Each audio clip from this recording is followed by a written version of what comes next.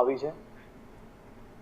સુરતના ઓલપાડમાં યુદ્ધના ધોરણે રાહત કામગીરી શરૂ કરવામાં આવી। સાણમાં 1500થી વધુ ઘરો વરસાદથી પ્રભાવિત થયા।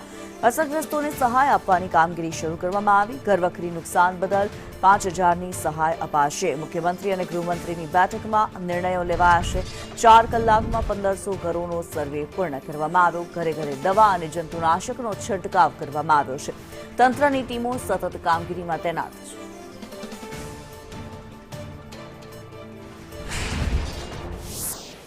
ગામડે ઓલપાની અંદર 16 થી 18 ઇંચ વરસાદ પડવાના કારણે આ સાયણ ગામની અંદર ખૂબ મોટા પ્રમાણમાં પાણી ભરાઈ જવાથી લગભગ 1500-1600 ઘરની અંદર પાણી ભરાવાથી અને લગભગ 18 થી 20 સોસાયટીને ઇફેક્ટ થતી હતી।